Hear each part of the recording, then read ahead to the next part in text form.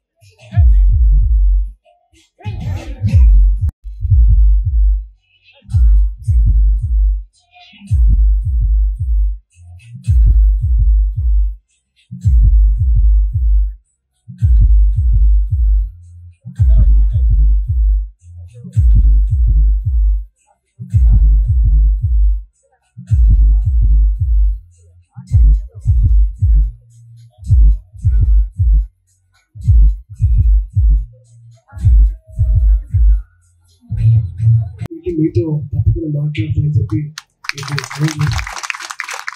మీకు ఒకటే ఒక మాట ఇస్తున్నాం. మీరు ఎంత ఐక్యతతో ఉంటారో, ఎంత చైతన్యవంతంగా ఉంటారో నేను కూడా చూస్తున్నాను. నేను కూడా అలవాళ్ళు 30-35 సంవత్సరాలుగా ఇక్కడ ఉన్నాను నేను. కాబట్టి మీ గురించి సంపూర్ణంగా అంత ఎంతో అవగాహన ఉన్నది. రాబోయే కాలంలో మీ సమస్యల పరిష్కారంలో మీరు గెలిపించుకున్న ఎంపీగా నా కర్తవ్యం మీ అందరికీ ఇవాళ అనేక మంది దాతలు ముందుకొచ్చి ఇక్కడ అనేక రకాల ఫెసిలిటీస్ ఏర్పాటు చేశారు. దాతృత్వానికి కూడా కొదవలేదు. వాస్తవానికి ఇక్కడ మనకు మంచి మంచి టెంపుల్స్, దేశంలో టెంపుల్స్ నిర్మాణంలో తమిళులకు ఉన్నంత చైతన్యం, తమిళకు ఉన్నటువంటి నాలెడ్జ్, తమిళకు ఉన్నటువంటి టెక్నాలజీ ఎవరికి ఉండదు. ఇలా హైదరాబాద్ నగరానికి కాదు, గ్రామీణ ప్రాంతాల్లో పెద్దమ్మ గుడి కట్టాలన్నా, ఎల్లమ్మ గుడి కట్టాలన్నా ఉండే తమిళ నిర్మాణం వాళ్ళే శిల్పులు విశ్రాంతులు. వాళ్ళు ఆలయాలు గొప్పగా నిర్మించడమే కాకుండా ఆలయాలని అతి పవిత్రంగా, సుందరంగా, నీటిగా ఉంచడంలో కూడా మీకు మీరే సాటి. ఇవాళ మనం చూస్తూ ఉన్నాం, సనాతన ధర్మాన్ని నిలపడం, సాంస్కృతికంగా కాపాడంలో భారతీయ జనతా పార్టీ పరంగా మోడీ గారు వచ్చిన తర్వాత మనకు ఎంత గొప్పగా అది మనకు కళ్ళ మీద కనపడతా ఉందో మనం చూస్తూ ఉన్నాం. మన పార్లమెంట్లో పెట్టిన సింగం తమిళ నుంచి వచ్చింది. తమిళనాడు తీసుకొని మీటింగ్ అంటే ఇవాళ ఈ దేశంలో విభిన్న భాషలు, విభిన్న సంస్కృతులు, విభిన్న సాంప్రదాయాలు ఉన్నప్పటికీ కూడా భిన్నత్వంలో ఏకత్వంలాగా కాశ్మీర్ నుంచి కన్యాకుమారి వరకు ఇవాళ దేశం అంతా కూడా ఎంత ఇంటాక్ట్గా ఉందో, ఎంత గౌరవంగా ఉందో మనం చూస్తా ఉన్నాం.